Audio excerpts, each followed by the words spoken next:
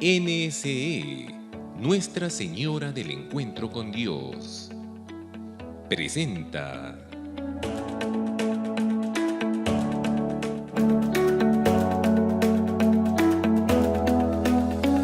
organizado por el Arzobispado de Arequipa.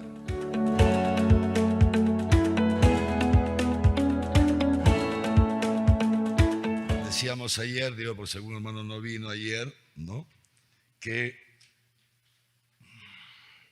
recordábamos que la finalidad de estos encuentros es el relanzamiento de la dimensión sociocaritativa en la misión de nuestra Iglesia, por una pastoral sociocaritativa en sus diversas áreas que sea renovada en este contexto de la sinodalidad que estamos viviendo, con más énfasis, digamos, en tiempos anteriores, y al mismo tiempo con este impulso misionero, ¿no?, con este impulso misionero. Y para eso, decíamos también, hemos tenido los primeros meses del año, después de la Pascua, me refiero a nuestro año pastoral, ¿no es cierto? Hemos tenido los primeros meses, nuestros encuentros han sido en torno a la teología de la caridad y sobre todo en el magisterio de los papas, Pablo VI, Juan Pablo II, Benedicto XVI y el Papa Francisco, ¿no? Y de ahí, los meses siguientes, nuestros encuentros han sido sobre la doctrina social de la Iglesia, ¿no? El encuentro último que vino el padre Gustavo Irrazábal de Argentina, ¿no?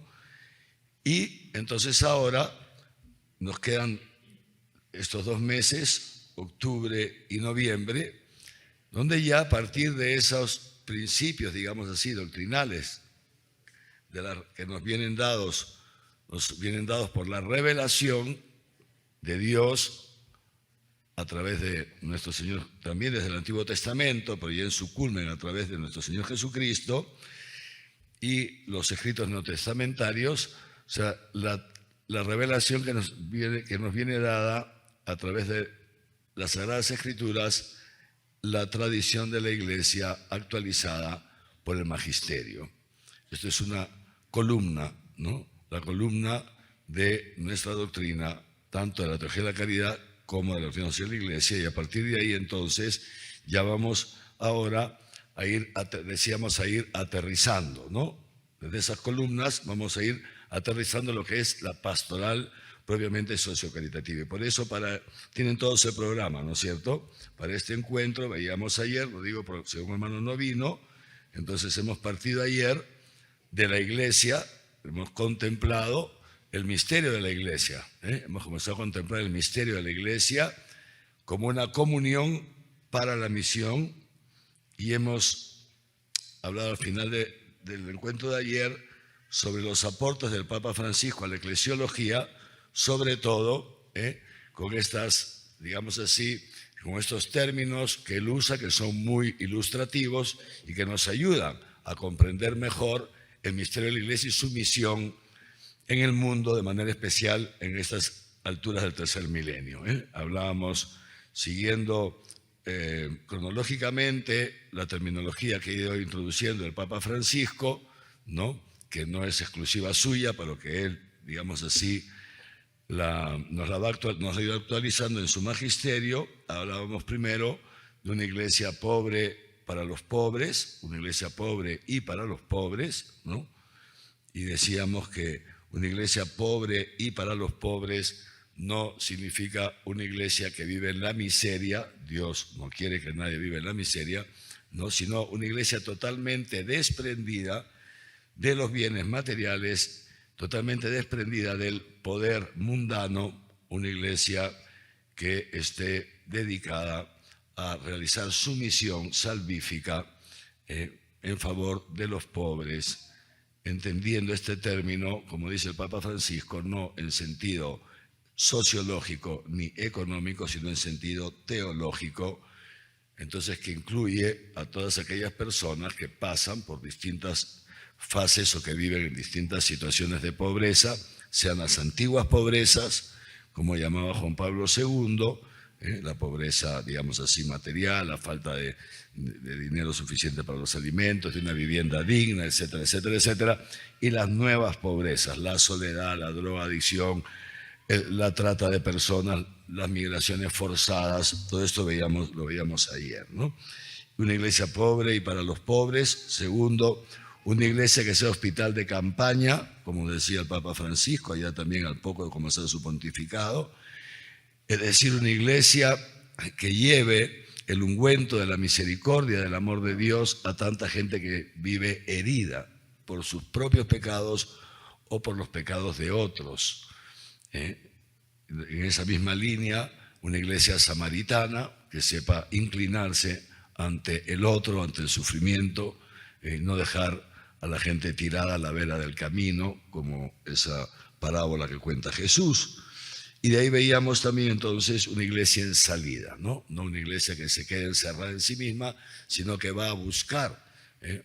Y recordamos las palabras de San Pablo: ay de mí si no predicara el Evangelio, ¿no? Y finalmente, una iglesia que vive la sinodalidad, y ahí hablamos también de la participación. No podemos repetir todo lo que hemos dicho ayer, la mayoría de ustedes veo que han estado ayer, así que no hace falta. Pues bien, entonces decíamos, a partir de ahí vamos ya a seguir. Ayer hemos contemplado este misterio de la iglesia, hoy día vamos a referirnos, en esta primera parte mía que va a ser breve, ¿no?, a las dimensiones fundamentales de la misión de la iglesia, lo tienen ahí en su programa, y después les presentaré a la licenciada Laura Vargas, que ha tenido la amabilidad, después ya les la presentaré, de venir desde Lima para estar con nosotros esta noche, ha llegado hoy día a mediodía, para estar con nosotros esta noche y mañana en la noche para transmitirnos de toda la experiencia que tiene ella y ayudarnos ya a entrar en estos temas, introducirnos en esos temas que dice el programa. Hoy día, en general, sobre la pastoral sociocaritativa renovada. ¿Qué es esto de renovar la pastoral sociocaritativa? Mañana nos presentará las diversas áreas de esta pastoral sociocaritativa renovada y terminará dándonos, que se lo he pedido encarecidamente porque tiene una gran experiencia y mucho conocimiento, entonces que nos dé unas pautas, ¿no?, que nos dé unas pautas para la renovación de la pastoral sociocaritativa en nuestra arquidiócesis a la luz de la sinodalidad de la iglesia, ¿no? Entonces, yo desde ya agradezco muchísimo. A Laura nos conocemos hace ya bastantes años, décadas, le tengo un aprecio enorme, le agradezco de todo corazón que esté con nosotros esta noche. Pues bien, entonces lo mío va a ser breve porque quiero sobre todo que le escuchemos a ella, ¿no? Entonces ayer recordábamos esto, ¿no?, que Dios no ha fundado su iglesia únicamente para nuestra salvación, no. Dios ha fundado su iglesia para la salvación del mundo, no solamente para la que estamos ya dentro. Antes no estábamos tampoco nosotros dentro, ¿no es cierto? Es decir, para la salvación del mundo. Hay un diseño de Dios. Dios, dice San Pablo, quiere que todos los hombres se salven y lleguen al conocimiento de la verdad. Este es el diseño de Dios. Dios no se complace en la muerte del pecador, dice el profeta, sino en que cambie de conducta y viva, ¿no? Ahora, ¿cómo hacer para salvar a la humanidad? ¿Cómo hacer? Entonces, ayer veíamos esto, el hombre, por el pecado, ¿no?, Adán y Eva, ¿no?, nuestros primeros padres, pecaron y se vieron privados de la comunión con Dios. Ellos rompieron la comunión con Dios. No es que Dios los castigó, no. Ellos rompieron la comunión con Dios, se vieron privados de la comunión con Dios. Y pobrecillos quedaron, pues, abandonados, digamos así, pobrecillos a su propia suerte, ¿no?, a su propia suerte. Recordábamos este concilio de Orange ayer, que dice que sin el Espíritu Santo el hombre ni siquiera puede desear el bien. Ya el solo deseo de hacer el bien, el solo deseo de lo bueno, ya es una obra del Espíritu Santo en la persona, varón o mujer, ¿no? Ya es una obra del Espíritu Santo. Entonces, el hombre en su naturaleza caída, a causa del pecado original, al haber experimentado la muerte que es producto del pecado, como dice Pablo, el pecado engendra la muerte, ¿no?, ha quedado incapacitado por sí solo para hacer el bien, incapacitado para amar. Existe un amor natural, sí, pero que no termina de satisfacer al hombre, porque el hombre ha sido creado para algo mucho mayor, para algo mucho mayor. Entonces Dios no permanece indiferente ante el sufrimiento humano, ante lo que significaba esta situación del hombre, que como dice San Pablo, sea por un lado o por otro, vivía esclavo del pecado. Entonces Dios manda a su único hijo, nadie tiene más amor, tanto amó Dios al mundo que envió a su único hijo, nos envía a su único hijo, nuestro Señor Jesucristo, dice San Juan, para que todo el que cree en Él tenga vida eterna, tenga vida eterna. Y es así como Jesús llega a este mundo, Dios se hace hombre, y de esta manera Dios se hace visible a los hombres, visible a los hombres. Y entonces Jesucristo, verdadero Dios y verdadero hombre, nos hace visible a Dios. Israel habla del Dios escondido, de un Dios escondido, que se manifiesta pero al que no se le termina de ver. Tu rostro buscaré, Señor, no me ocultes tu rostro, dice un salmo, ¿no? Entonces, Jesucristo es la impronta de la sustancia de Dios. Jesucristo nos hace visible a Dios porque Él es Dios. Acuérdense, lo recordábamos ayer, ¿no?, que cuando Jesucristo ya está por entrar en la pasión y ya lo ha anunciado a los apóstoles, a sus discípulos, que ya su partida era muy próxima, y Felipe, el apóstol Felipe, le dice: Maestro, ya que te vas a ir, muéstranos al Padre y eso nos basta. Y Jesús le dice a Felipe: Felipe, tanto tiempo conmigo y no conoces al Padre, quien me ve a mí, ve al Padre, ve al Padre. Eco. Ahí está Dios. Este es el rostro de Dios. Dios se nos ha hecho visible en Jesucristo, crucificado, en Jesucristo, desangrado, para el perdón de nuestros pecados. Y es esto, digamos así, este es el hito fundamental en la creación, en la fundación, valga la redundancia, de la Iglesia. Un grupo de personas que se han encontrado con Dios en Jesucristo, que han visto a Dios en Jesucristo. Dice San Juan: nosotros hemos creído en este amor. Han creído en Dios, que es amor. Hablamos de eso ayer, repito, no puedo repetir todo lo que hemos dicho ayer. Dios, que es amor. Ellos han visto a Dios en Jesucristo, en Jesucristo. Pero claro, y eso es lo que ha hecho posible, ¿no?, que ellos sigan en Jesucristo y, llegado el momento, que reciban el Espíritu Santo.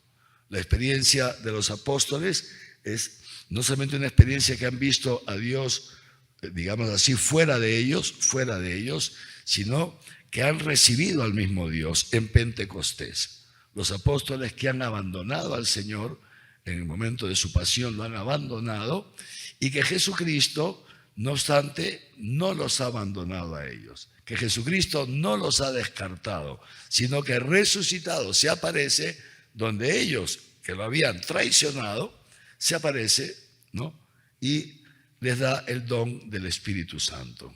El Espíritu Santo, que es Dios y que entra en ellos. Entonces ya este encuentro con Dios se ha dado no solamente en Jesucristo, viéndolo desde fuera, hemos contemplado el amor, dice San Juan, y hemos creído en Él, sino que por creer en este amor han recibido el Espíritu Santo, que ha testificado en lo profundo de su ser. El Espíritu Santo ha testificado la victoria de Jesucristo sobre el pecado y sobre la muerte. Ha transformado el corazón de los apóstoles. El Espíritu Santo ha transformado el corazón de los apóstoles. Ha roto en ellos la muerte, porque, como dicen las Sagradas Escrituras, los apóstoles estaban encerrados en el cenáculo por el miedo a los judíos. Eso es lo que dicen exactamente. Por miedo a los judíos, porque tenían miedo que los maten.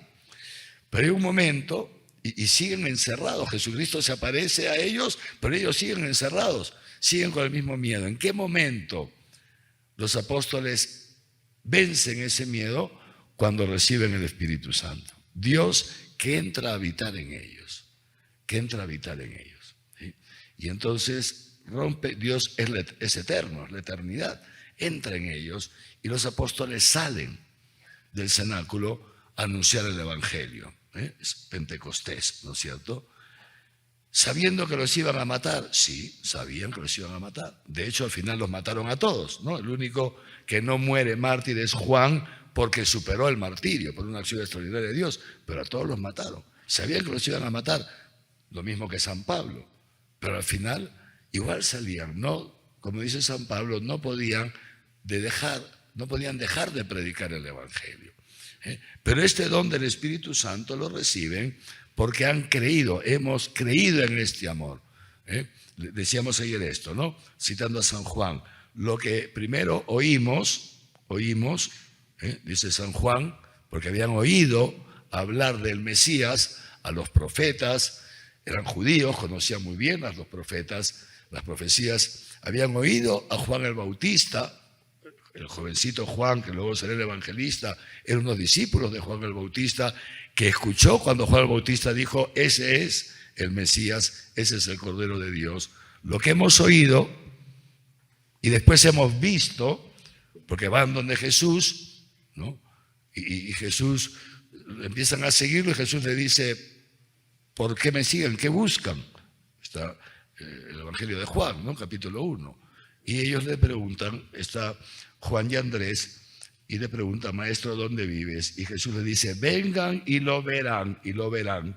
Por eso dice San Juan, lo que primero oímos, después vimos y hemos tocado con nuestras manos, lo han tocado a Jesús con sus manos, esto se lo anunciamos. Y ahí habla, Dios es amor, el amor de Dios, ¿no? Entonces, esto les decía, esta es la experiencia fundante de la iglesia, un encuentro personal con Dios en Jesucristo, que transforma, que lleva a los apóstoles a la fe y hace posible que por la fe reciban el don del Espíritu Santo que transforma su corazón. Mientras Jesús estaba vivo, no habían recibido el Espíritu Santo, acuérdense, peleaban para ver quién de ellos era el primero, se enfadaban cuando la gente quería buscar a Jesús, decían al ciego, cállate ya, no hagas lío, deja al maestro en paz. Eran fregados, pues no, ¿me entienden, no? Dicen, no lo conozco, no sé quién es este, hablando de Jesús. Mientras estaban siguiendo a Jesús, estaban con sus pecados, con todos sus pecados. En su sola naturaleza humana, pero al creer en Jesús, en la predicación de Jesús, al encontrarse en Jesús con Dios, hacen el acto de fe. Señor mío y Dios mío, dice Tomás, hacen el acto de fe en que este es Dios, este hombre es Dios, y eso hace posible que reciban el Espíritu Santo, que es el que los transforma, y dedican su vida a anunciar el Evangelio hasta morir, hasta dar la vida por este anuncio del Evangelio. Esto es la gran novedad. Por eso,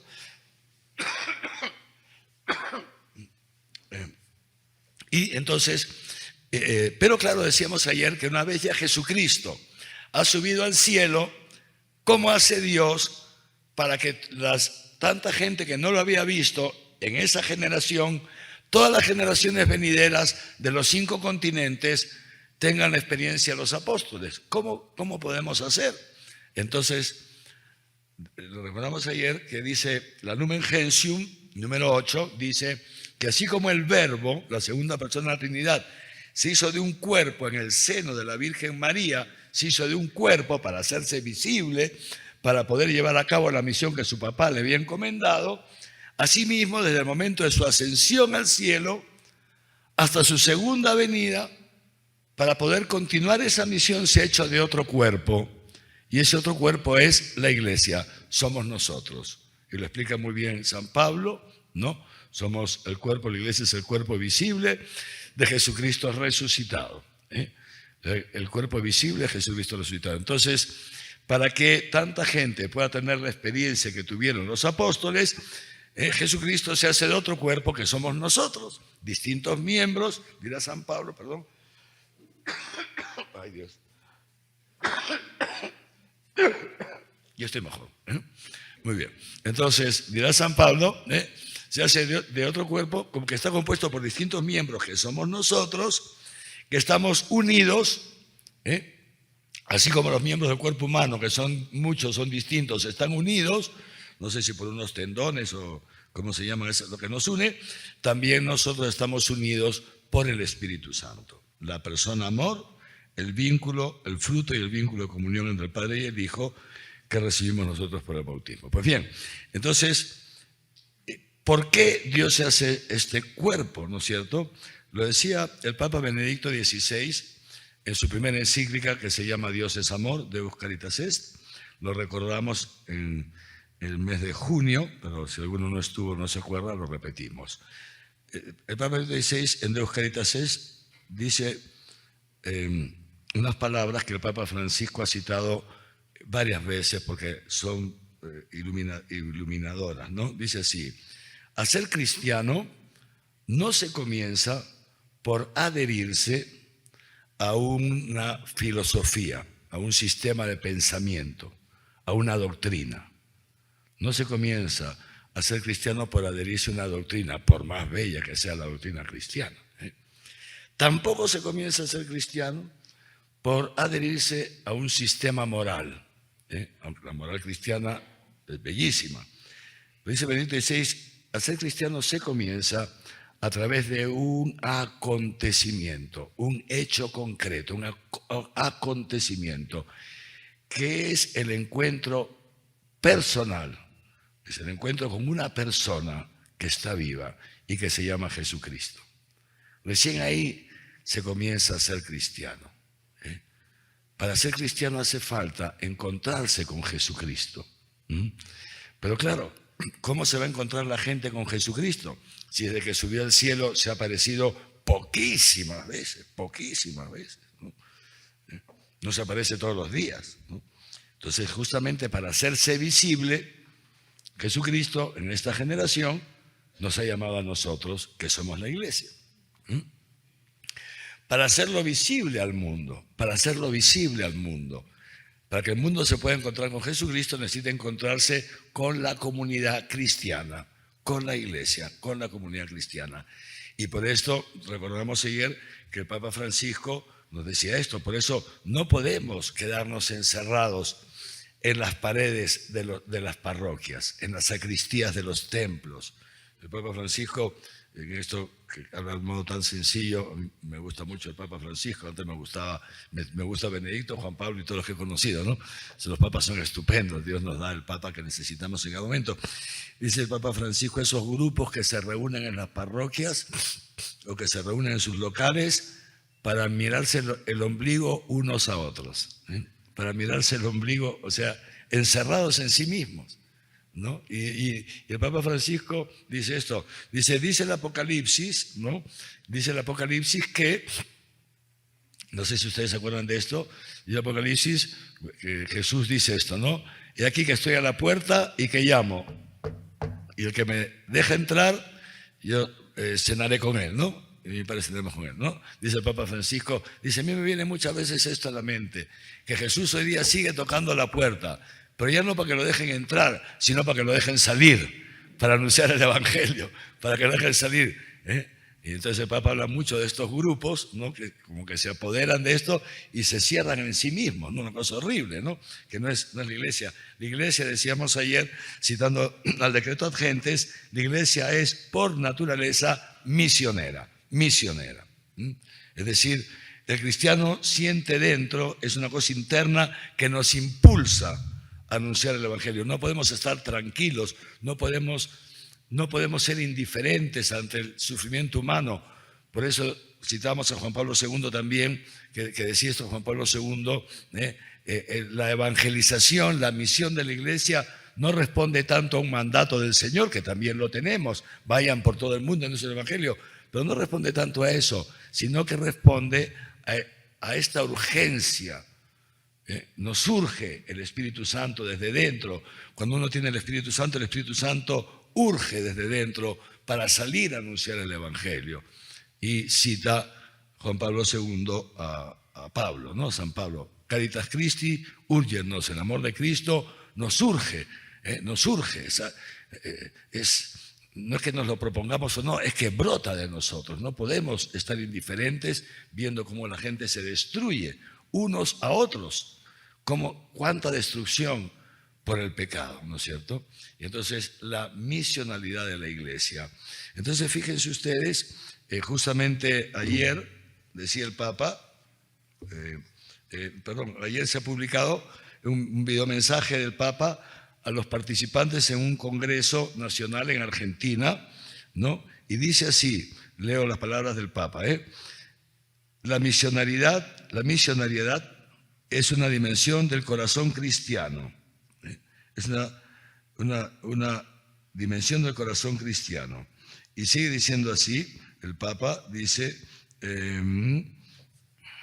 vayan y evangelicen, ¿no? O sea, el Santo Padre recordó que desde el bautizo los incorporan a la iglesia que es misionera, que recibió el mandato de Jesús. Vayan y evangelicen, prediquen, hagan conocer, bauticen. Es decir, una iglesia en movimiento. Y ahora vienen palabras textuales del Papa. El Papa, cuando la iglesia no está en movimiento evangelizador, se estanca. Y saben, le va a pasar como al agua. El agua estancada se corrompe. O sea que una iglesia que no es misionera, una parroquia, una comunidad, un grupo parroquial que no es misionero, es una iglesia corrompida. Es una iglesia corrompida. De hecho, y sigue diciendo así, o somos cristianos católicos misioneros o estamos enfermos.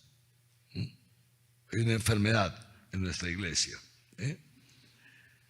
Y sigue diciendo, ya con esto termino lo del Papa, que la misionalidad no es la guinda del pastel, o sea, no es el adorno que se pone en el pastel al final. No, dice, la misionalidad no es el adorno, es el pastel, es la torta, es la dimensión que todos estamos llamados a llevar adelante.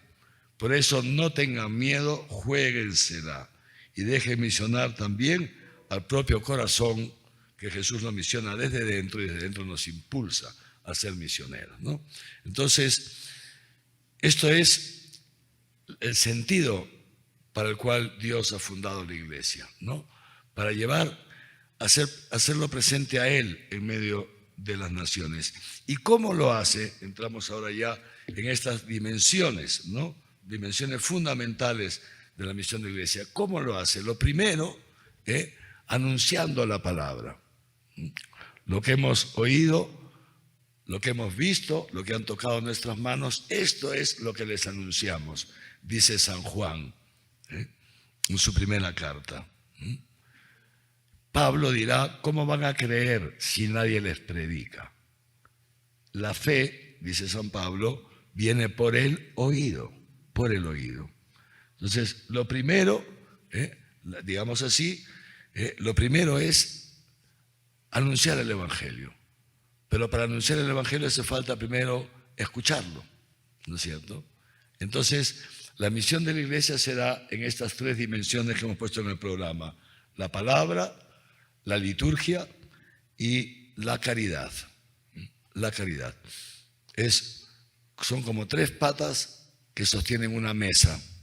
Si falta una de estas patas, la mesa se cae. Si en nuestras parroquias, en nuestros decanatos, en nuestras diócesis, en nuestros movimientos, en nuestras comunidades, falta una de estas tres patas, es que no estamos realizando del todo la misión de la iglesia. Esto es lo que yo quisiera que nos quedemos de mi parte esta noche, de mi intervención de esta noche, que nos quedemos con esto. Si no estamos realizando estas tres dimensiones, entonces no estamos cumpliendo con la misión de la iglesia. Nos estamos quedando a la mitad, porque las tres están íntimamente vinculadas, como vamos a ver ahora. Primero, la palabra. La fe viene por el oído. Lo primero, para que la gente pueda creer, los apóstoles, para creer a Jesús, para creer en Dios, en el Dios que nos ha venido a revelar Jesucristo, ellos eran judíos, ¿no es cierto? Ellos primero que han hecho ha sido escuchar. Por eso es tan importante que nosotros, los cristianos, nos habituemos a esto, a escuchar la palabra de Dios. A escuchar. El Papa Francisco lo dice con frecuencia. Leer cada día, aunque sea un poquito, dice el Papa Francisco, de un evangelio, aunque sea un poquito. Y fíjense que en más de una ocasión en la Plaza San Pedro ha editado una cosita así los evangelios y los ha regalado. Ha hecho que los regalen ahí en la Plaza San Pedro, miles, como un signo, para que todos nos demos cuenta qué importante es leer el evangelio, tener una intimidad con el Señor a través de la palabra. Escuchar la palabra y acoger esta palabra, para que esta palabra se pueda realizar en nuestra vida. Dice San Pedro, en su primera carta, si no me equivoco, dice San Pedro, que damos gracias a Dios porque ustedes han acogido, no sé si es San Pedro o San Pablo, me viene la duda. Sí, porque ustedes han acogido la palabra no como palabra de hombre, sino como palabra de Dios. Han acogido nuestra palabra, nuestra predicación, no como palabra de hombre, sino como palabra de Dios que tiene en sí misma el poder de regenerarlos, de hacer una nueva creación. Esto es el poder de la palabra. La palabra de Dios no es como la palabra de los hombres, no es como las palabras de los hombres. Yo digo aquí ahora, hágase la oscuridad, nada, todos seguimos. Hágase la oscuridad, nada. Si Dios dijera hágase la oscuridad, nos quedamos en tinieblas, ¿sí o no? Así. Al revés le funcionó, hágase la luz y se hizo la luz, dice el Génesis, ¿no? Esta es la palabra de Dios, tiene en sí misma una fuerza, la palabra de Dios tiene una fuerza, dinamis le llama San Pablo, tiene una fuerza que hace posible que esa palabra se realice si nosotros no le ponemos resistencia. O sea, Dios no se impone, no, es un caballero, no se impone.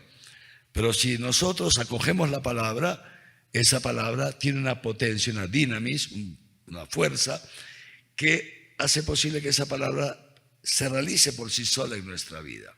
El ángel Gabriel le dice a la Virgen María, alégrate María, una palabra de parte de Dios. Vas a dar a luz, vas a concebir un niño, vas a dar a luz, vas a ser el Hijo de Dios, y la Virgen María acoge la palabra, hágase en mí según tu palabra, y acoge la palabra y ¡pum!, queda embarazada. Ese es el poder de la palabra de Dios, ¿no?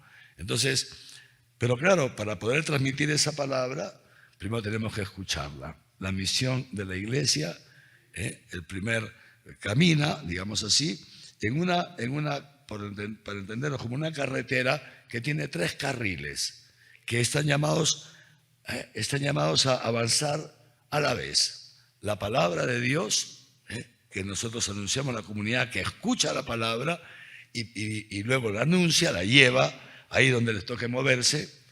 Segundo, la liturgia, y especialmente los sacramentos. ¿Por qué? Los sacramentos, se decía en la teología escolástica, los sacramentos son los canales privilegiados de la gracia. ¿Qué significa eso? Que son los principales canales a través de los cuales Dios nos transmite su vida divina, Y esto es el cristianismo, también lo recordábamos ayer. El cristianismo es una enorme novedad. ¿Por qué? Porque el cristiano no es igual que las demás personas que habitan en este mundo. Con ellos compartimos la naturaleza humana que hemos recibido de nuestros padres, pero el cristiano tiene algo que no tienen los demás, que es naturaleza divina, vida divina. La naturaleza divina que habita en nosotros, ¿no? Esta naturaleza divina, ¿cómo entra en nosotros? ¿Cómo crece en nosotros? A través de acoger la palabra, entra en nosotros, pero va creciendo, se alimenta a través fundamentalmente de los sacramentos, Y entonces, yo puedo anunciar el Evangelio a una persona, ¿no es cierto? Y esa persona puede creer en la palabra, pero necesita el siguiente paso, que es el bautismo, para que le extirpe el pecado original y puede entrar en él la vida divina, puede entrar en él la Santísima Trinidad, ¿no es cierto?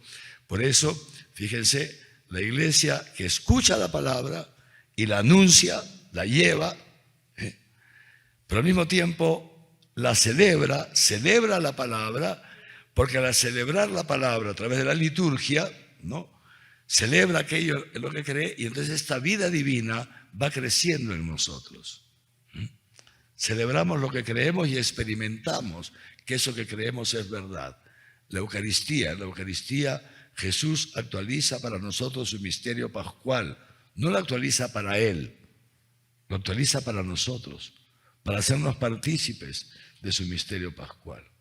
El Papa Francisco, con su lenguaje tan sencillo, dice así: por eso es muy importante que nos preguntemos si cuando vamos a misa salimos igual que como hemos entrado. ¿Salimos igual que como hemos entrado cuando vamos a misa? Pues si salimos igual, es que la eficacia del sacramento no ha actuado en nosotros, porque nosotros no nos hemos abierto a esa eficacia.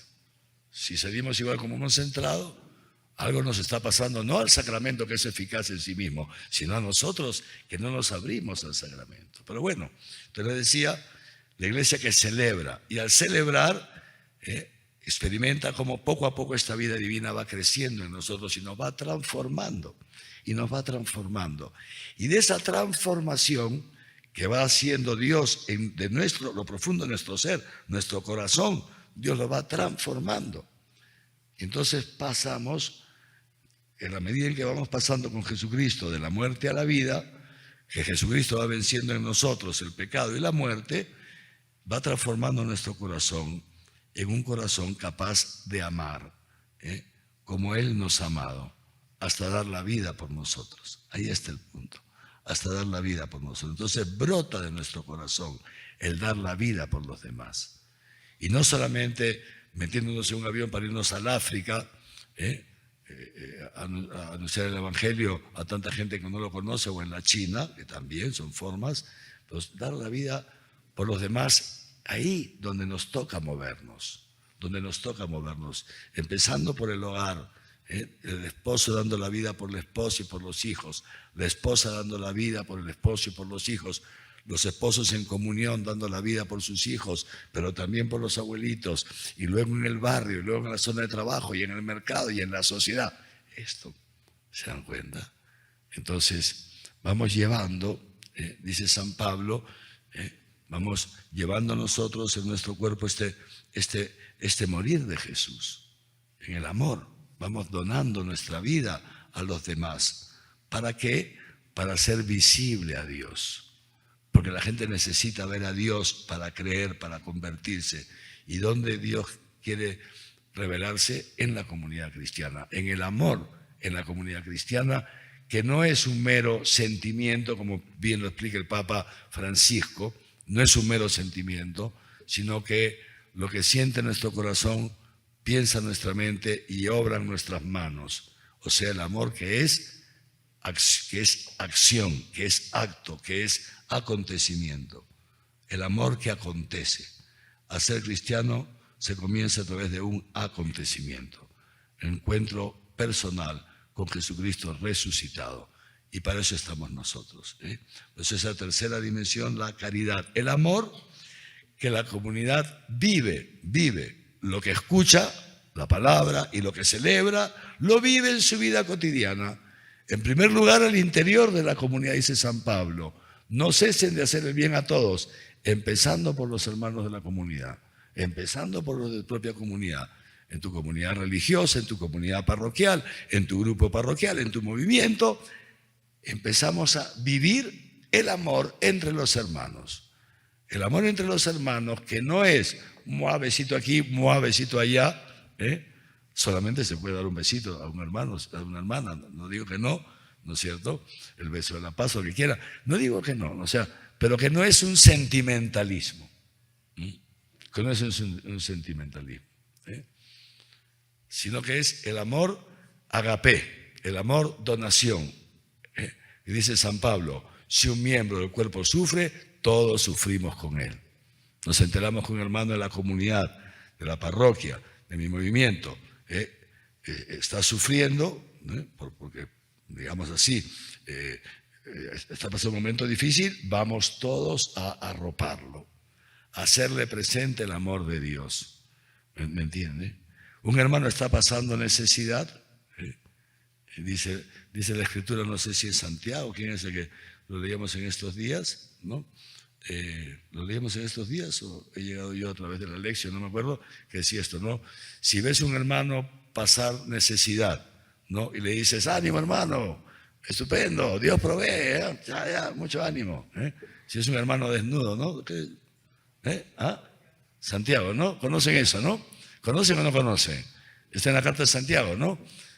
Si ves un hermano tuyo pasar por necesidad, pasar por hambre, por frío, ánimo hermano, Dios te ama, ánimo, Dios proveerá. Y luego estás ahí tirado, muerto de frío, y tú tienes bienes para socorrerlo y no lo haces, pues eres un desgraciado, pues, ¿no? Esto no dice Santiago, lo digo yo, ¿no? ¿Me entienden, no? Entonces, lógico, no es esto. La comunidad que comienza, y quisiera que esto se les quede grabado, porque de esto vamos a seguir hablando. El amor, la caridad, el ágape, se comienza a vivir en la comunidad. Ámense los unos a los otros como yo les amo, a vivir en la comunidad. Pero no solamente en la comunidad. La iglesia que vive lo que escucha y lo que celebra, lo vive en su vida cotidiana, en el amor entre los hermanos y a partir de ahí, en el amor al prójimo, quien quiera que sea el prójimo. El buen samaritano que se hace prójimo del que está necesitado, aunque no pertenezca a su pueblo. El samaritano era samaritano, no era judío, era de otro pueblo. Aunque no pertenezca a su pueblo, se hace cercano a él, se inclina hasta él. Así que, muy bien, no hablo más porque sobre todo quiero que escuchemos a nuestra querida amiga, la señorita Laura Vargas Valcárcel. Ella es licenciada, bachiller en teología y licenciada en educación, con especialidad en ciencias sociales, con estudios en sociología y también diplomado en religión y cultura en la Universidad Antonio Ruiz de Montoya. Bueno, tiene un currículum enorme, no lo voy a leer todo, pero sí quisiera destacar lo siguiente. Ella integró la Comisión de Gracias Presidenciales del Ministerio de Justicia y Derechos Humanos. Es la comisión del ministerio que da las gracias, esos de indulto a los presos, etcétera, etcétera, etcétera. Bueno, ha trabajado 30 años en la Comisión Episcopal de Acción Social de la Conferencia Episcopal, 16 de los cuales han sido, ¿no, Laurita? 16 de ellos han sido secretaria ejecutiva, o sea, la que ha coordinado todo el trabajo de la Comisión Episcopal de Acción Social.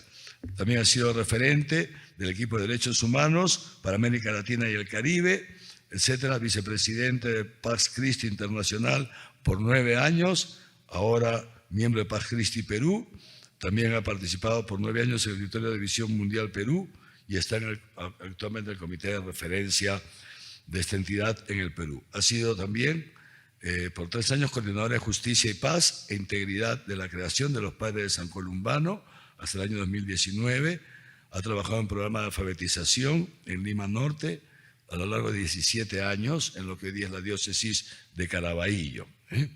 Ha sido, ya dije, lo deseas, también responsable del área de doctrina social de la Iglesia, etcétera, coordinadora de la iniciativa, actualmente coordinadora de la iniciativa interreligiosa para los bosques tropicales, desde el 2019 es una de las grandes agentes de esta iniciativa y también actualmente secretaria del Consejo Interreligioso del Perú, Religiones por la Paz, y cosecretaria de la Confraternidad Judeo-Cristiana del Perú desde el 2008 y co-coordinadora de la Red Interreligiosa de Mujeres de Religiones por la Paz.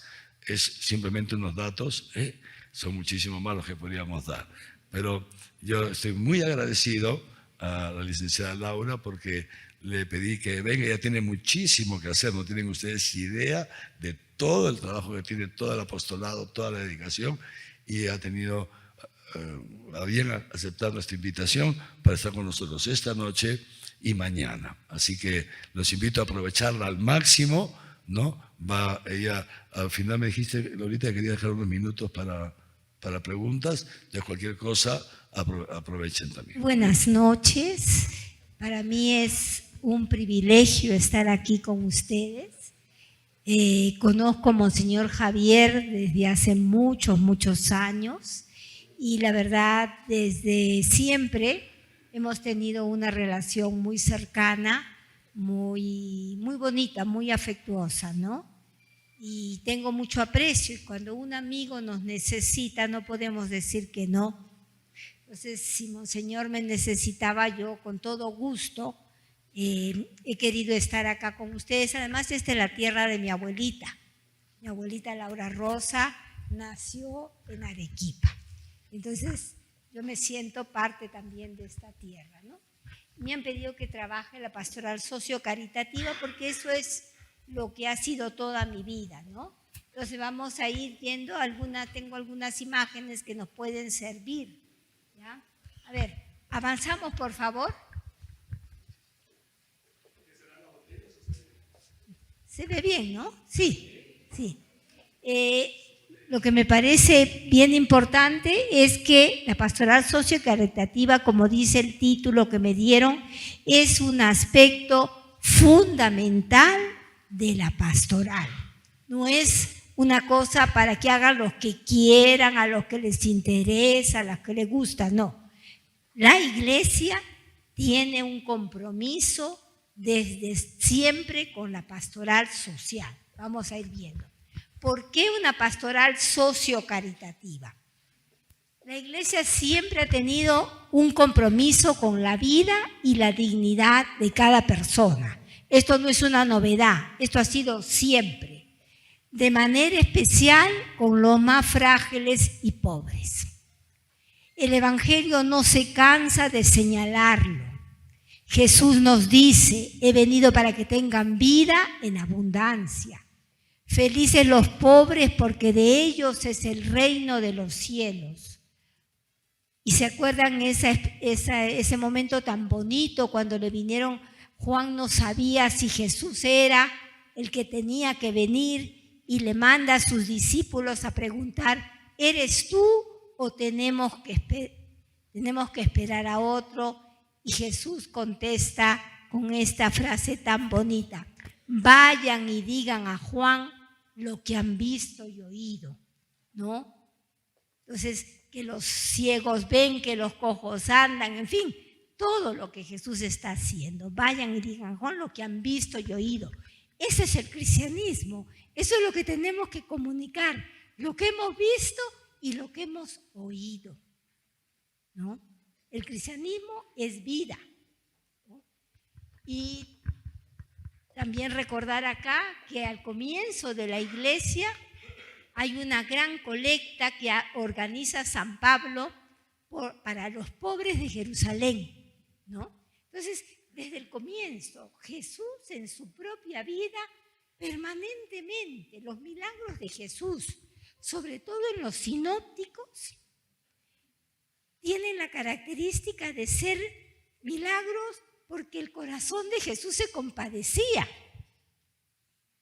Cuando entra al pueblo de Naín y ve a una mujer pobre que entierra a su único hijo, el corazón de Jesús se quedó consternado por ese dolor, porque una mujer viuda, sin nadie que le ayudara, era prácticamente un mueble.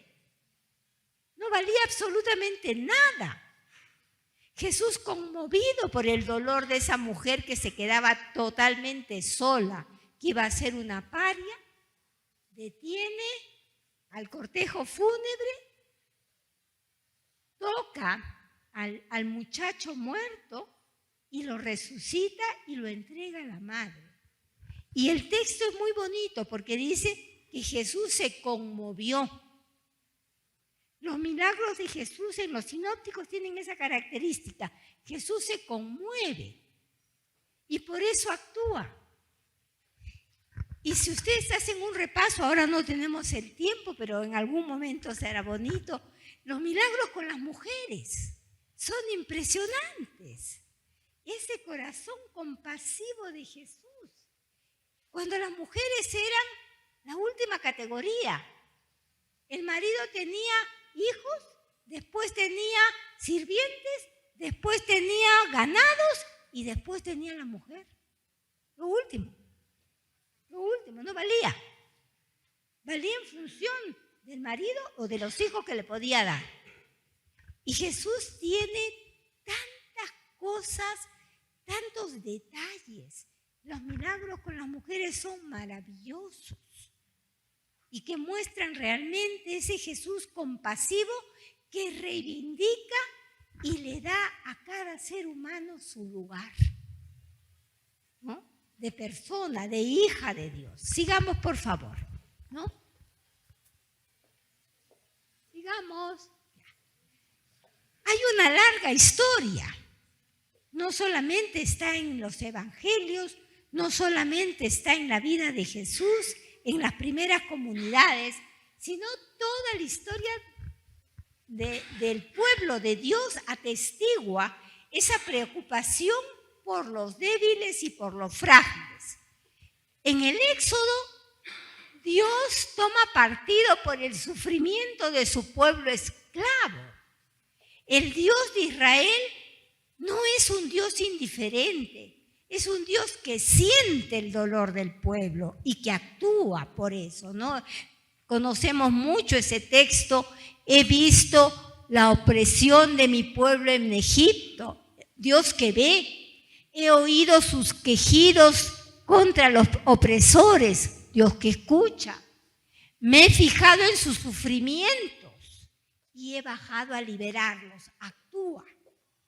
Dios no se queda indiferente frente al sufrimiento, Dios actúa frente al sufrimiento. Y tengo esta nota acá que me parecía interesante y lo pongo de esta manera. Incluso en la aurora de la humanidad, o sea, en los textos que hablan del comienzo de la humanidad, estamos hablando del texto de Caín y Abel, muy conocido por todos, nos dice, ¿se acuerdan cuando los dos hermanos, Caín es el mayor, Abel es el segundo, presentan sus ofrendas a Dios, ¿no es cierto?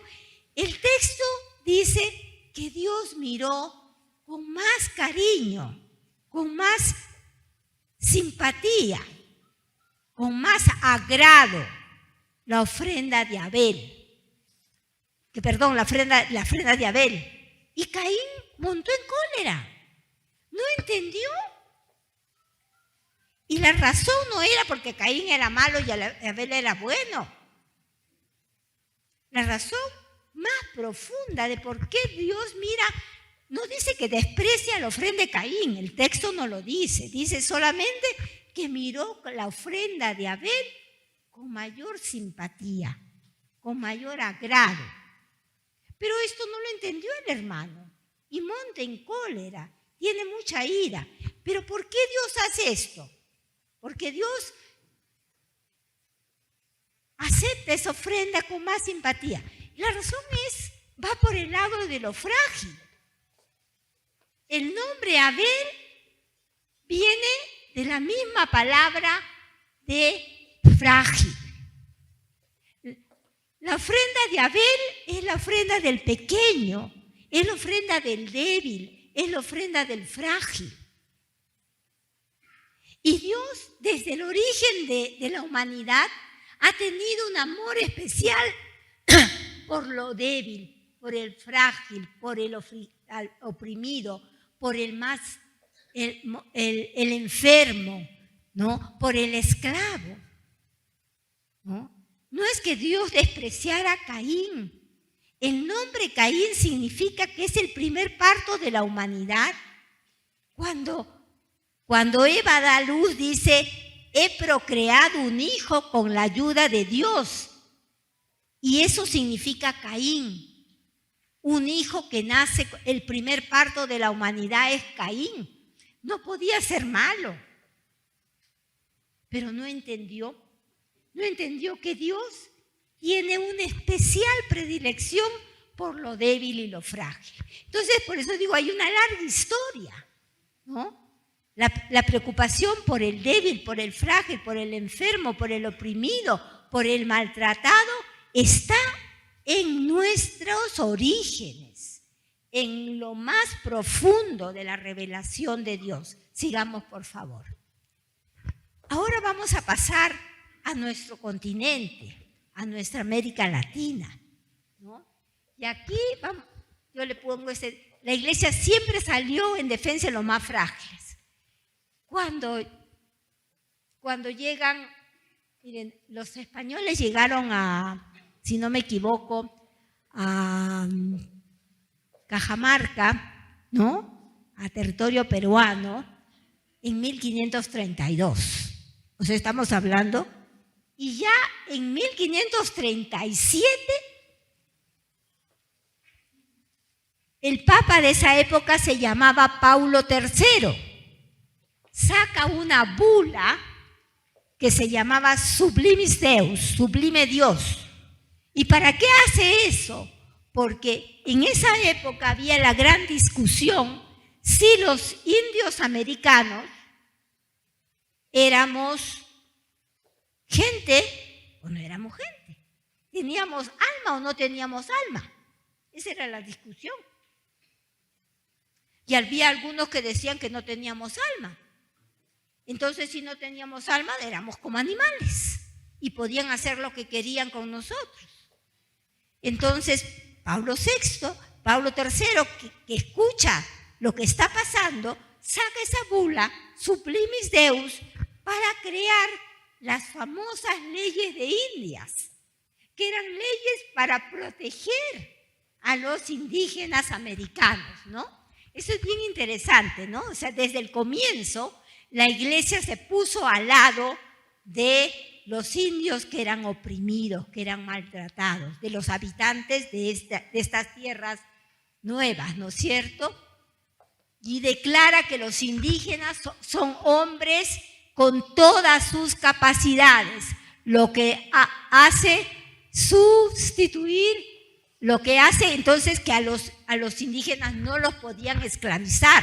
Por eso trajeron a la población negra, porque los indígenas no podían ser esclavos, porque había una bula que los protegía, ¿no? Miren que es interesante esto, ¿no?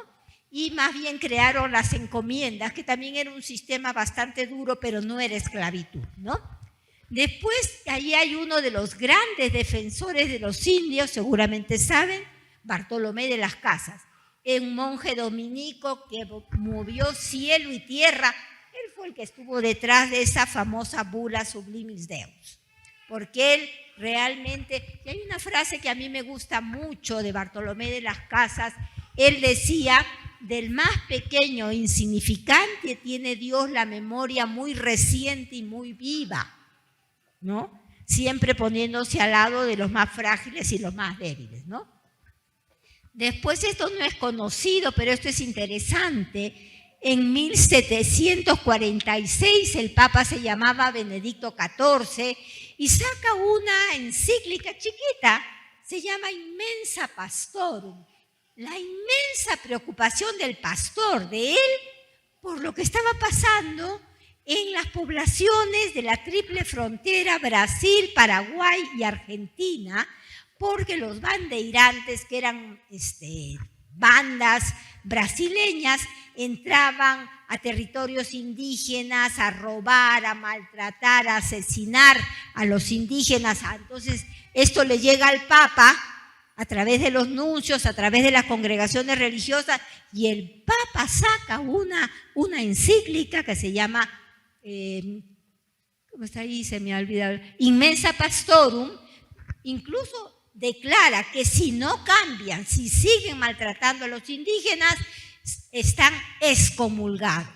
Incluso en artículo mortis, si es que no se arrepiente, ¿no? Entonces, esto es bien interesante, ¿no? O sea, tenemos ahí que la iglesia desde el comienzo ha acompañado con mucha claridad el sufrimiento de nuestras poblaciones oprimidas, ¿no? Y lo último, ya en el siglo pasado, en 1912, Pío X saca una encíclica muy fuerte, muy bonita, retomando el magisterio de Benedicto XIV por la época del caucho. La época del caucho fue terrible para las poblaciones amazónicas. No les llamaban esclavos, pero prácticamente los esclavizaron a los indígenas para extraer el caucho y los maltrataron muchísimo, los asesinaron, en fin. La tragedia de esa época es muy poco conocida y muy dolorosa, ¿no? Sobre todo toda la frontera del Putumayo, entonces los indígenas huían lo más lejos que podían ir, ¿no? Entonces esta encíclica se llama Lacrimabili Statuindorum, que el Papa dice en el estado lamentable que se encuentran los indígenas no puede ser, y lo que al Papa más le dolía es que los que hacían estos crímenes eran cristianos. Y el Papa decía, ¿cómo puede un bautizado maltratar tanto a un hermano, ¿no? Entonces, me pareció interesante mostrar cómo, no solamente en la Sagrada Escritura, sino también en la propia historia de la Iglesia, y lo pongo esto porque es la historia más reciente y que tiene que ver con nosotros, la preocupación por el pobre, por el más débil, el más frágil, está muy presente y es muy fuerte. Sigamos, por favor, ¿no? Ahora, en lo más reciente de la Iglesia no podemos hablar de la pastoral social, sociocaritativa en la Iglesia si no nos acordamos del gran Pentecostés del siglo XX, del Concilio Vaticano II. El Concilio Vaticano II fue un soplo del Espíritu en la Iglesia para realmente renovar la Iglesia y ponerla en consonancia con el momento que se vivía, ¿no? Fue el acontecimiento más importante del siglo XX, comenzó en octubre del 62 y terminó en diciembre del 65. Fue convocado por el Papa Juan XXIII, ese Papa maravilloso, que lo eligieron ya, como que ya para que se va a morir, entonces no tenemos, mientras buscamos a otro, lo vamos a poner a él, y resultó que hizo una revolución de 180 grados en la Iglesia, ¿no? Y lo hizo muy consciente. Él transformó muchas cosas en la Iglesia. Era sencillo, hay incluso tantas anécdotas que se cuentan de él, que la policía estaba preocupada porque no lo podían cuidar, porque el Papa salía a la hora que quería, no le avisaba a nadie, iba a visitar a la gente, iba a los hospitales, iba a la cárcel, y no lo podían cuidar porque el Papa no le avisaba a la gente nada, ¿no? Y el capitán de la policía le dice, Santidad, por favor, usted no puede hacer eso, tenemos que cuidarlo. Y él le dice, no se preocupe, si me matan, elegirán los cardenales a otro Papa, usted tranquilo, ¿no? Entonces fue un Papa realmente extraordinario, tuvo esa visión y ese coraje y lanzó el concilio, ¿no? Para ayudar a la Iglesia a estar en consonancia, su vocación en el mundo, porque la Iglesia está en el mundo, la Iglesia no está fuera del mundo, tenemos que santificarnos en este mundo, no fuera, en el mundo en que vivimos, ¿no? Y bueno, muere, luego está solamente en la primera sesión del concilio, y luego el Papa que lo sigue fue extraordinario también, Pablo VI, ¿no? Que llevó el concilio a buen puerto, y la verdad el concilio es el gran Pentecostés de la Iglesia del siglo XX, para que la Iglesia entrara en consonancia con el mundo moderno. Sigamos, por favor, ¿no? El concilio nos regaló 16 maravillosos documentos. Yo solamente quiero recordar acá las 4 constituciones del concilio, ¿no? Que son muy interesantes porque eran el alma. Este concilio fue un concilio bien interesante porque fue un concilio que no se hizo para condenar a nadie, porque todos los concilios anteriores se habían hecho para condenar a alguna herejía. Aquí no había que condenar a ninguna herejía, ya se habían condenado a todas, ¿no? Entonces ya no había. Entonces, ¿para qué un concilio? No, si eso le dijeron al Papa, ¿para qué un concilio si ya no tenemos que condenar a nadie? Ya todos están condenados. Y el Papa dijo, para que entre aire fresco a la Iglesia. Para eso necesitamos un concilio, ¿no? Y entonces tenemos estos documentos que son maravillosos, Sacrosanctum Concilium sobre la liturgia fue el primero, y ahí comenzamos a tener la liturgia en nuestra propia lengua, ¿no? Y ahí, acuérdense, yo me acuerdo porque era chica, las misas eran de espalda, entonces ahora le veíamos la cara al Padre, ya no se decía en latín, ¿no es cierto? Se hablaba en nuestro propio idioma, y ahí comenzó una gran revolución en la iglesia. La gente joven no sabe de esa época, pero la verdad fue un cambio muy interesante. Tenemos la Lumen Gentium, que es la gran constitución dogmática. En el fondo es iglesia, ¿qué dices de ti misma? ¿No? Y es bien interesante, porque la iglesia, luz de las gentes, el primer capítulo de la Lumen Gentium nos dice que la iglesia es pueblo de Dios, ¿no? Esta expresión, iglesia, pueblo de Dios, viene de la Lumen Gentium y es muy bonita.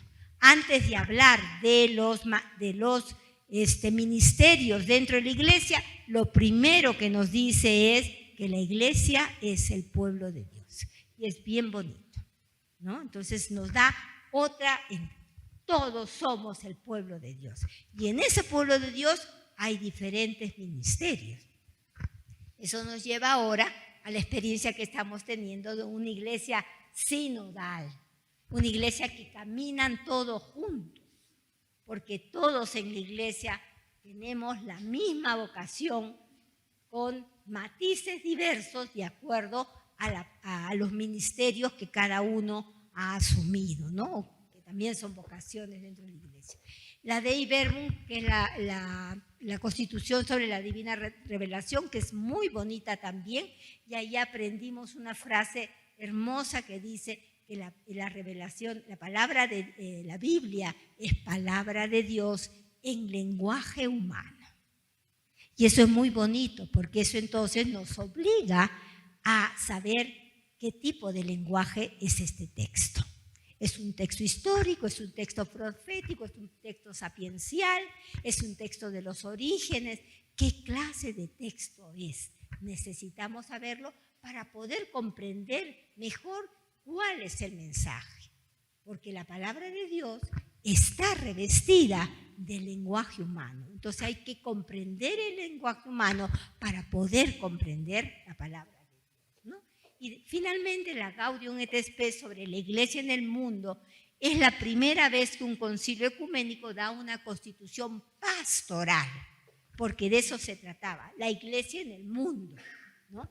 Y hay una frase que yo siempre la repito, la he dicho siempre, en el SEAS era nuestro lema, ¿no? Los gozos y las esperanzas, las tristezas y las angustias de los hombres de nuestro tiempo son gozo y esperanza, tristeza y angustia de los discípulos de Cristo, porque nada verdaderamente humano es ajeno al corazón de la iglesia. Entonces, esa frase, nada verdaderamente humano es ajeno al corazón de la iglesia, la tenemos que tener grabada en la cabeza y en el corazón, porque realmente es una frase fundamental, ¿no?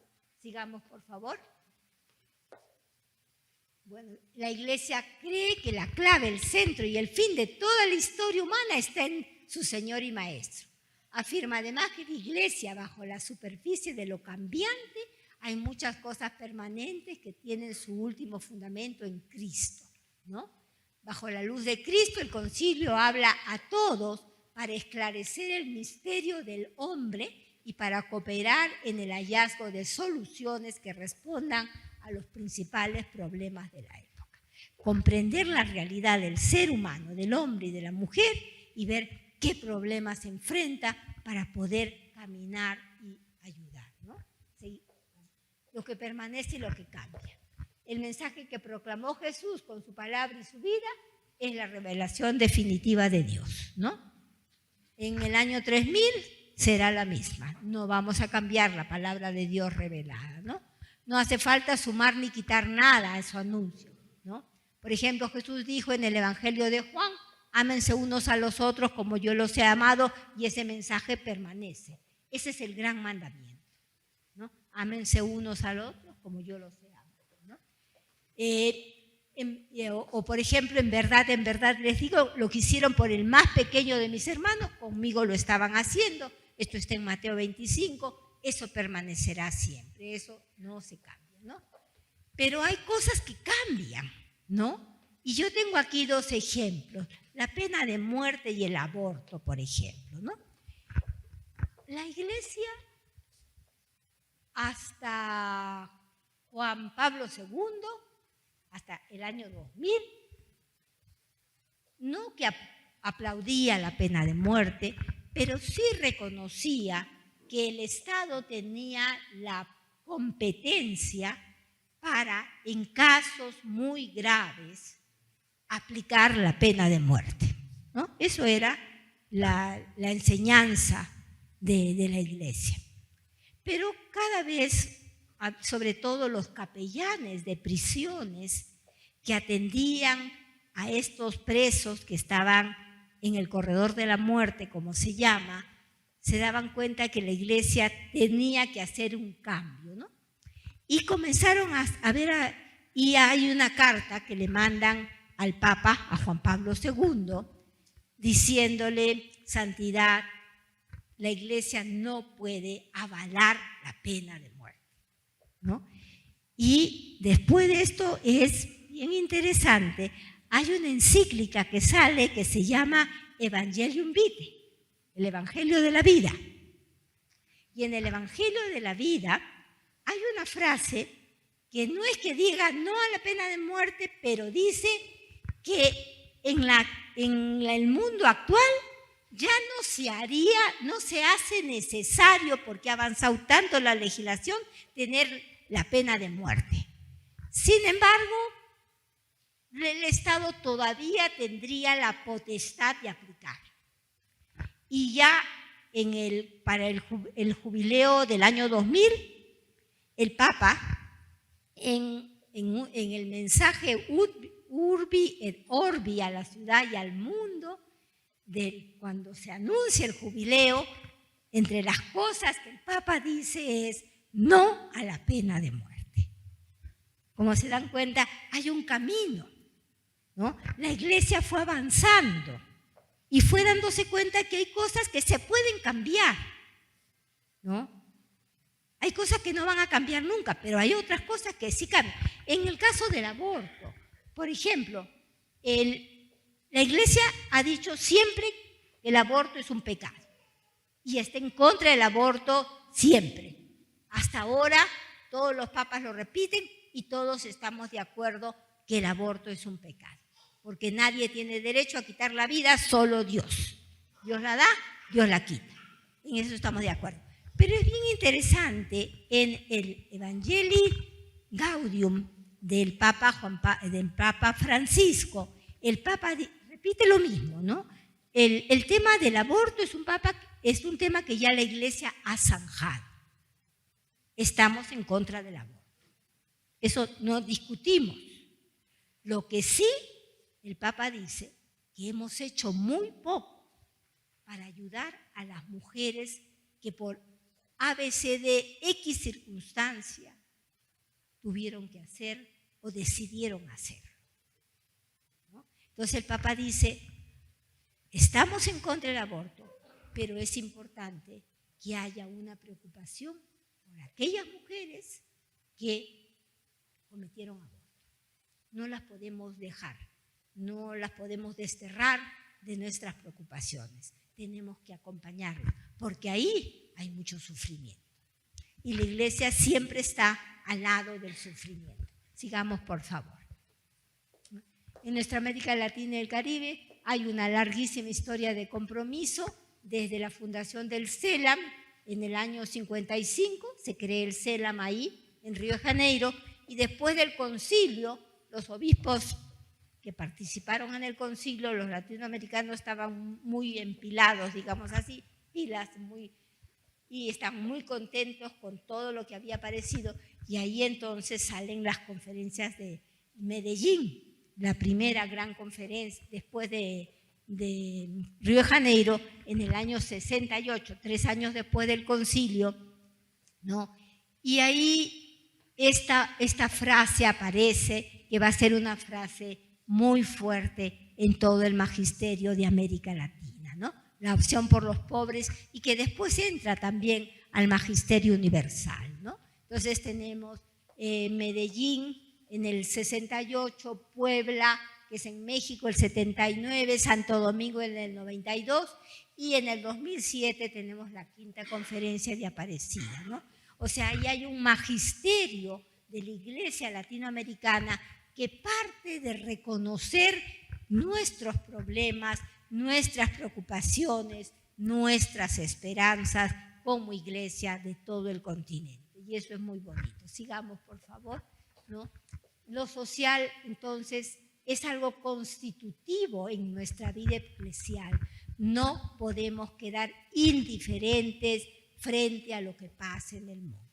No podemos, ¿no? Tanto amó Dios al mundo que nos dio a su Hijo amado. Hemos sido creados a imagen y semejanza de un Dios que es Trinidad de 3 personas divinas. Estamos invitados a vivir una vida descentrada, es decir, no centrados en nosotros, sino nuestro centro no somos nosotros, sino es el Señor, de quien todo recibimos, y el hermano o la hermana con quien debemos construir fraternidad. Y eso es bien bonito, ¿no? Y desde los últimos 15 años estamos hablando ya que también es parte de ese otro, está la creación de Dios tan maltratada, ¿no? Eso también la creación de Dios es un otro que nos reclama cuidado y respeto. Sigamos, ¿no? Identificarse con los más frágiles. Jesús, el Evangelio en persona, se identifica con los más pequeños. Esto nos recuerda que todos los cristianos estamos llamados a cuidar a los más frágiles de la tierra. Pero en el vigente modelo exitista y privatista no parece tener sentido invertir en los lentos, en los débiles, en los menos dotados, para que puedan abrirse camino en la vida. Yo aquí les cuento una experiencia muy linda que yo tuve visitando Requena. Ubican Requena.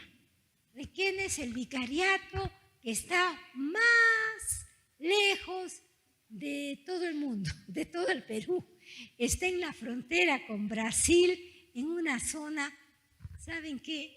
Cuando yo llegué ahí, le digo al obispo, Monseñor, vamos a ver si hacemos una pastoral social, a ver qué podemos organizar. Y me dice, Laura, en este vicariato, que es enorme, hay un obispo y 4 curas y 7 monjas. Es todo lo que hay, no hay más. Dime, ¿con quién puedo hacer yo pastoral social? Con las justas trabajamos, no tenemos. Realmente era una situación impresionante. Pero en esas condiciones había un trabajo que a mí me dejó con el corazón gozoso, digamos así. Monseñor, imagínense una zona pobre, pobre, pobre, en la zona más abandonada de la selva, ¿no? Y ahí el obispo tenía un trabajo pastoral que él valoraba mucho y que todo lo que podía conseguir era para ayudar a ese trabajo. Era identificar las familias que estaban en la zona de Requena, más o menos con alguna cercanía, ¿no?, al centro, que tuvieran algún niño con una discapacidad notable, que podían ser niños que habían nacido con ese problema de, ¿cómo se llama? Algo, no es derrame cerebral, pero es ¿cómo? Hidrocefalia. Habían niños que tenían que estaban todos chuequitos porque tenían ese problema en el cerebro, que ya no, eso no.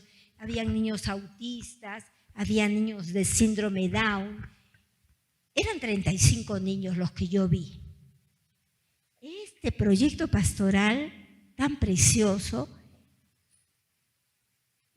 había una movilidad que a las 6 de la mañana salía para ir a recoger a estos 35 niños. Los recogían, ya los niños tenían su pequeño uniforme, que por supuesto el vicariato lo había dado, su ropita la daba el vicariato. Los niños llegaban al centro, tenían su desayuno y después tenían profesoras para las diferentes terapias que los acompañaban, les hacían los ejercicios. Los que podían aprender algo, aprendían algo, los que no, simplemente para que no estuvieran todos retorcidos, para ayudar. Era precioso, tenían momentos de esparcimiento, de que los niños se alegraran, habían cantos, en fin, lo que podían hacer para realmente que estos niños no se sintieran que eran un pedazo de carne ahí tirada, ¿no? Era un ser humano, muy bonito. Y después de almorzar, los niños descansaban, volvían a hacer sus terapias y sus ejercicios, y a las 4 de la tarde los devolvían a sus casas hasta el día siguiente, ¿no? Con una pequeña merienda para que pudieran tener. Y siempre la merienda era un poquito más grande para que se pudiera compartir con la familia. Yo creo que ese tipo de cosas que no se conocen, porque me imagino que la Conferencia Episcopal no tiene idea de esto, ¿no? Pero era un trabajo tan hermoso. Era realmente un testimonio de una iglesia que era pobre, muy pobre, pero que en medio de esa pobreza había descubierto a quienes eran los más pobres de los pobres. Y estaba haciendo algo de lo que podía hacer para ayudar a que estos niños pudieran tener algo de dignidad en su vida, ¿no? Y la otra cosa que tenían eran deseos, porque lo que me dijo Monseñor es, por lo menos, que la gente tenga alguna herramienta para defenderse en la vida. Y esas eran sus preocupaciones. Más, Laura, yo no puedo hacer, ¿no? Pero ya había hecho bastante, ¿no? Y a mí me emocionó mucho y siempre guardé un recuerdo muy grande por Monseñor Oliver, ¿no? Un franciscano, él realmente una linda persona, ¿no? Entonces, esto de identificarse con los más frágiles de la tierra, ¿no? Es muy importante. Y hay cantidad de trabajo que se ha hecho, que se sigue haciendo durante el COVID. Los testimonios que hemos visto de gente de iglesia que ha salido arriesgándose, contagiarse para ayudar a otros, incluso contagiándose. La gente que salía para ayudar a enterrar a los muertos porque nadie quería ni siquiera levantar esas bolsas negras. La verdad, hay mucho que se ha hecho. No está documentado, es una pena, pero sí las iglesias, porque tengo que decir que no solamente fue la Iglesia Católica, fueron de varias otras iglesias, hubo mucho que se hizo, ¿no? Y eso realmente es un testimonio muy fuerte de una iglesia comprometida con la vida de los más frágiles, de los más débiles en su sociedad. Sigamos, por favor.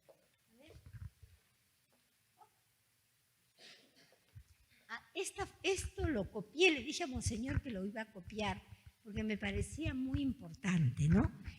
Estamos acostumbrados a pensar que la naturaleza es un recurso que usamos y que dejamos, lo contaminamos, lo ensuciamos, no nos preocupamos.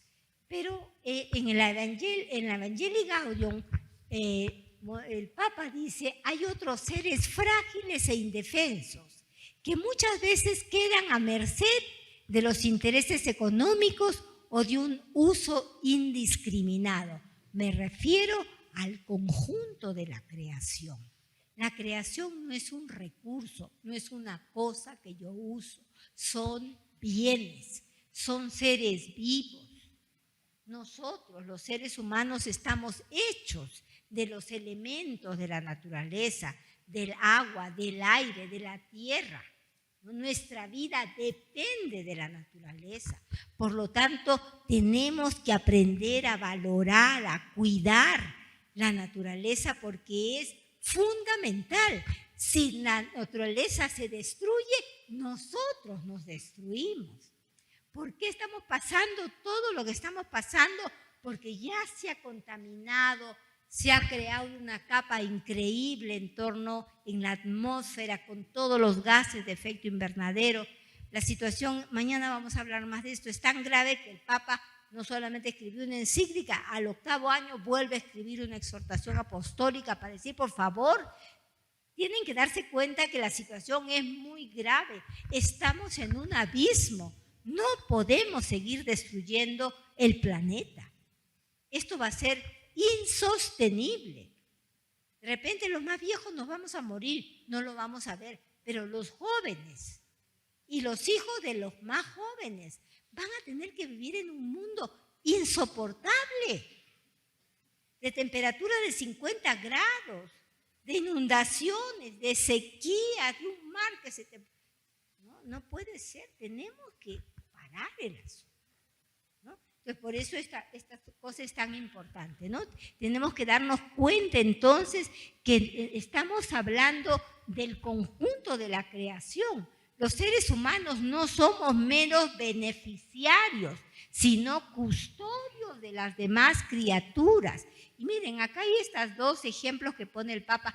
Por nuestra realidad corpórea, Dios nos ha unido tan estrechamente al mundo que nos rodea que la desertificación del suelo es como una enfermedad para cada uno. Y podemos lamentar la extinción de una especie como si fuera una mutilación. No dejemos que a nuestro paso queden signos de destrucción y de muerte que afectan nuestra vida y la de las futuras generaciones, ¿no? Esto es muy importante, es un llamado muy fuerte. Parte de lo social es pensar en la naturaleza, en la hermana madre tierra, como le llamaba tan bellamente San Francisco de Asís, ¿no? Sigamos, por favor. Bueno, era simplemente una nota sobre Evangelii Gaudium. Evangelii Gaudium es un texto precioso. Yo los animo a formar grupos de lectura de Evangelii Gaudium porque la verdad nos enriquecería muchísimo, ¿no? Es un texto muy bonito, muy profundo, ¿no? Marcado por el tema de la alegría, ¿no? Con Jesucristo siempre nace y renace la alegría, con su novedad puede renovar nuestra vida y nuestra comunidad, y aunque atraviese épocas oscuras y debilidades eclesiales, la propuesta cristiana nunca envejece. La propuesta cristiana es siempre nueva, el Evangelio es siempre nuevo, Jesús es siempre nuevo. Jesús está presente en medio de nosotros. Sigamos, por favor. Cristo siempre es novedad. Cada vez que intentamos volver a la fuente y recuperar la factura original del Evangelio, brotan nuevos caminos, nuevos métodos, otra forma de expresión. Es decir, lo que brota del Evangelio es de una riqueza impresionante. A ver, avancemos un poquito más porque creo que ya estamos tarde. A ver si la vida se acrecienta dándola. Compartir, solidaridad, encuentro, diálogo, escucha, celebración. Todo esto es parte de una vida que crece, una vida que solamente se desarrolla en el dar, en el don, no en el encerramiento. Sigamos, ¿no? El Señor siempre está a nuestro lado, nos lo ha prometido, estará con nosotros hasta el final. Una presencia amorosa nos invita a ser una iglesia en salida misionera para comunicar el tesoro recibido, salida compasiva para aliviar el sufrimiento, salida celebrante para cantar las maravillas de Dios. Y esta es la última y después no sé si el tiempo lo permite, pero quería terminar con una anécdota que me parece importante, ¿no? Creo que va en lo que hemos estado hablando. Un estudiante preguntó a la antropóloga estadounidense Margaret Mead cuál consideraba que era el primer signo de civilización en la humanidad. El alumno y sus compañeros esperaban que Mead hablara del anzuelo, de la olla de barro, de la piedra de moler, pero no. Ella dijo que el primer signo de civilización en una cultura antigua fue un fémur que alguien se fracturó y luego apareció sanado. Mead explicó que en el reino animal, si te rompes una pierna, mueres, pues no puedes procurarte comida o agua ni huir del peligro. Así que eres presa fácil de las bestias que rondan por ahí. Ningún animal con una extremidad inferior rota sobrevive el tiempo suficiente para que el hueso se suelde por sí solo. De modo que un fémur quebrado y que se curó evidencia que alguien se quedó con quien se lo rompió y que lo vendó, inmovilizó la fractura, es decir, que lo cuidó. ¿No? El signo de civilización es la capacidad de cuidar al otro. Eso está en el corazón humano.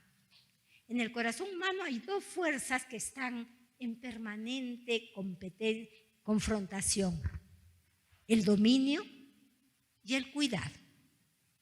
Con el dominio hemos construido imperios y hemos sojuzgado a millones de gentes. Hemos esclavizado a los otros. Nos hemos sentido superiores a los demás. Hemos aplastado. Pero también hay esa otra fuerza que tiene que crecer más, porque es lo que nos va a salvar. El cuidado, la preocupación por el otro, ¿no? Está en el corazón humano. Y yo les animo mucho a que este cuidado esté permanentemente presente en esta iglesia, en cada una de las pastorales, en el seminario. Tenemos que aprender a cuidarnos los unos a los otros, porque en el cuidado vamos construyendo una humanidad nueva, que eso es la humanidad que el Señor quiere para nosotros. Ese es el mensaje de Jesús, nueva humanidad, ¿no? Muchas gracias, ¿no?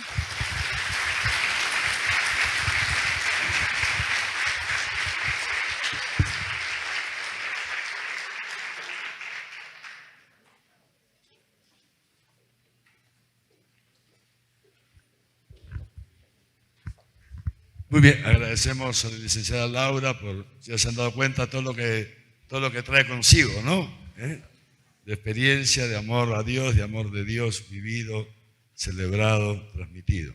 El tiempo ya nos ha vencido, entonces si alguien tiene alguna pregunta la puede dejar para mañana. Mañana procuremos llegar un poquito más temprano, ¿sí? Ya sé que el tráfico a esa hora es complicado, pero bueno, mañana Dios mediante, a ver si logramos tener algún tiempo para alguna pregunta, para algún diálogo. Ahora, como siempre, ¿no? Como siempre decimos, seguramente escuchando, esta noche surgen buenos deseos de nuestro corazón, son inspiraciones del Espíritu Santo que nos mueve internamente hacia el bien, pero también sabemos que nosotros por nosotros solos no podemos hacer ese bien que tanto deseamos.